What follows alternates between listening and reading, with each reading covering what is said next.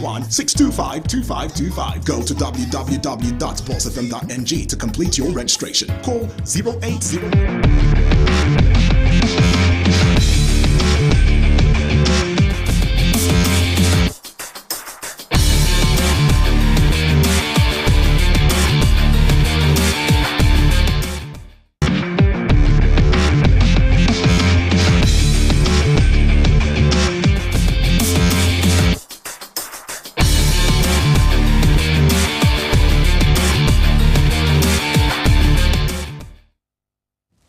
Good morning and welcome to Sports Recap on TV. I am Memo Cynthia. Of course, I'm not alone. I am Daniel. It's good to be back here again. Definitely, it's the weekend. It's the Friday. Yes.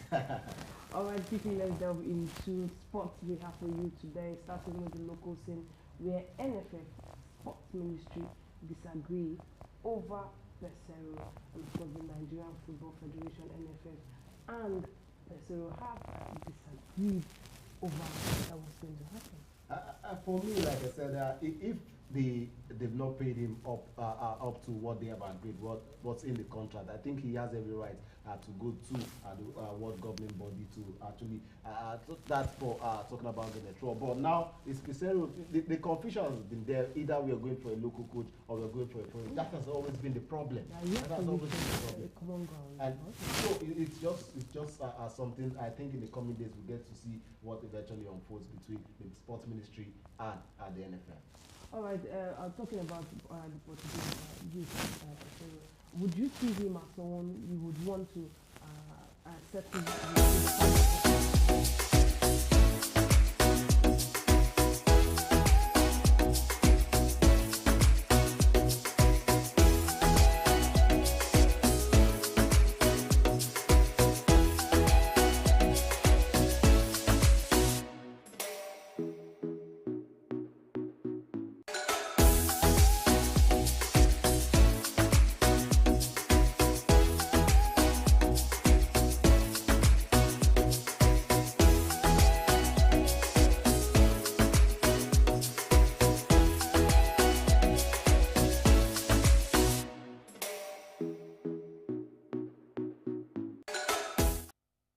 Welcome back from that short break. As we were talking about Austin and Pavon not able to carry us to the World Cup in Qatar, and of course, so the differences they're having with their Pesero, is it because he's a foreigner, or they feel he would not give us the championship? The first thing I always ask is, what is the CV of Pesero?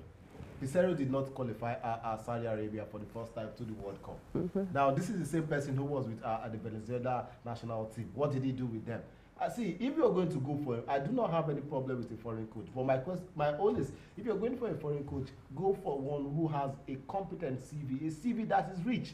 Now, you're going for someone who did not qualify the Saudi Arabian team for the World Cup. This is also someone who did not do well with the Venezuela team. So all of these things being put together, and that's why I think there is a clash between the NFF and the sports ministry. That is just all it is. Well, there are three other candidates here. We have Philippe Coucou, Laurent Blanc, and of course Ernesto Valverde were also shortlisted for this post. And of course, findings indicate that the sport ministry wants a level playing field for all shortlisted coaches. That is just what it should be.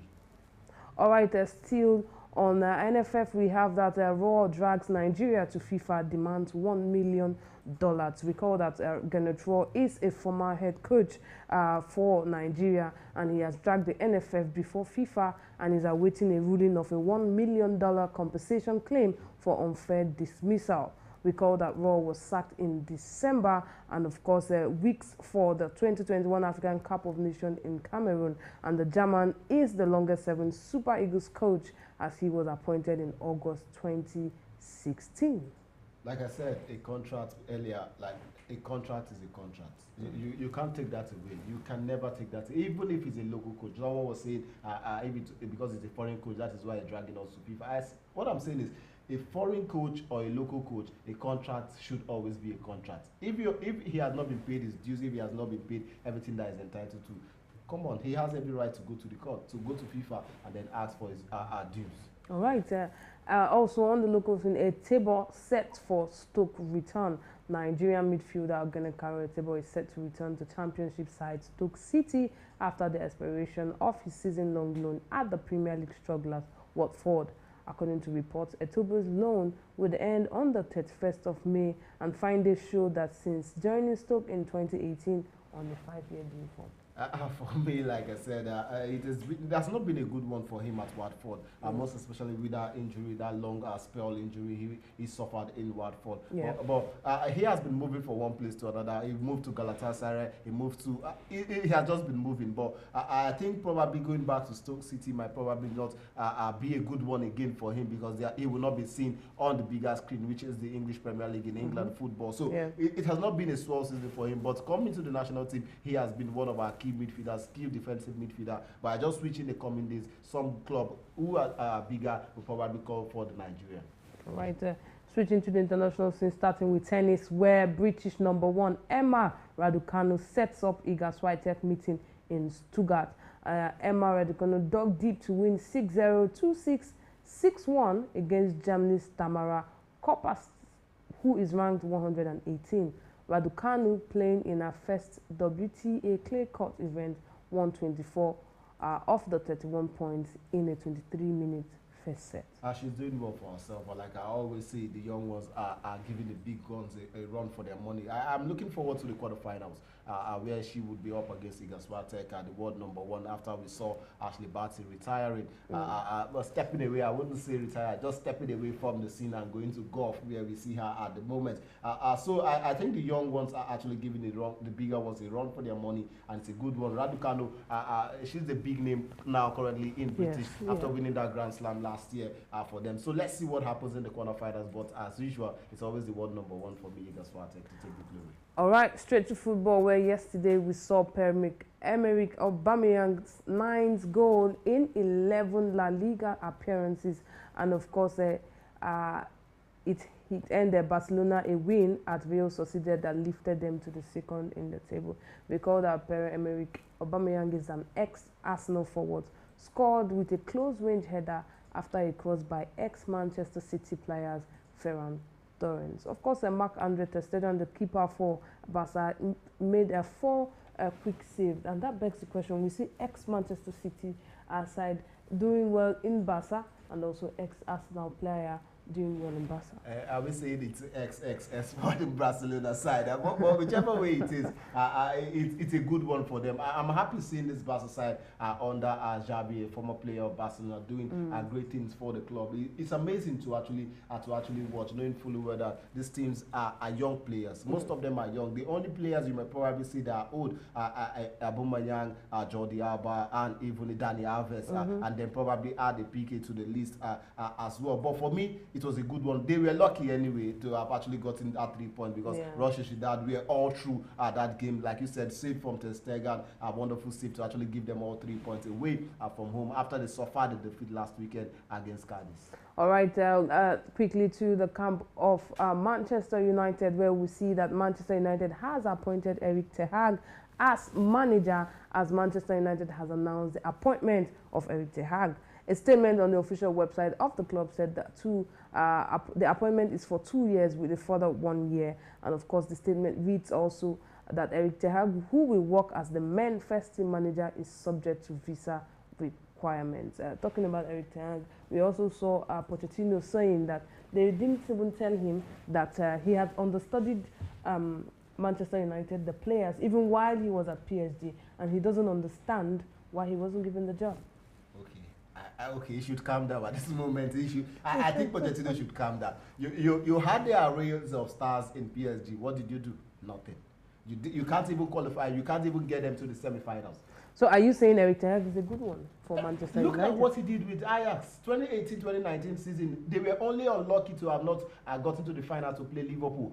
Late drama from Tottenham to actually qualify for the finals in the semi-final. This is a man who has, but the question, like we said, would he be the savior, knowing fully well that this Manchester United side are really struggling. The players have a really big problem and a big tax ahead, knowing fully well that most of them might eventually leave Manchester United. Yes, there's going to be like an offload of players for Manchester United for him to succeed. And of course, it's not a 1 or 2 year successful thing for him to do, but of course we'll see a lot of that. Also, Lewis Hamilton and Serena Williams joined Sir Martin Broughton's bid to buy Chelsea. I've recalled that Chelsea has a former owner, Roman Abramovich, is looking to sell that club.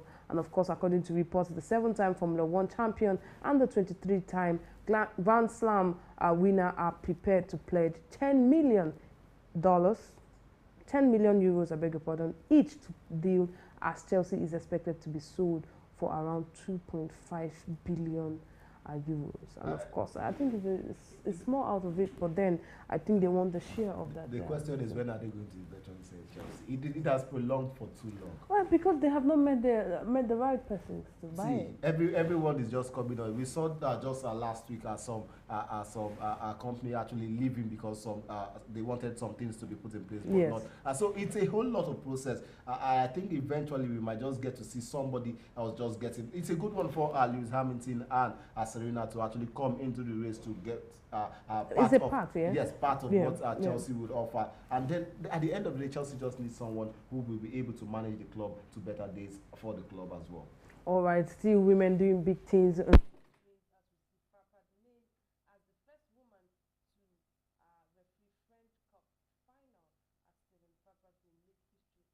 My name is Joel Idajile, the winner of Naija Boss Factor Season 1.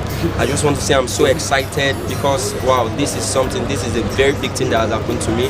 And concerning this Season 2 that is coming, I'm just telling you, those that are going to be competing, bring in your A game. This is not something you come casually. Come with your A game, come for it. And Season 2 is up. Those of you that didn't enroll, I'm sorry, you have missed out big time. You scammed yourself. You think they were trying to scam you, but you scammed yourself. Thank you.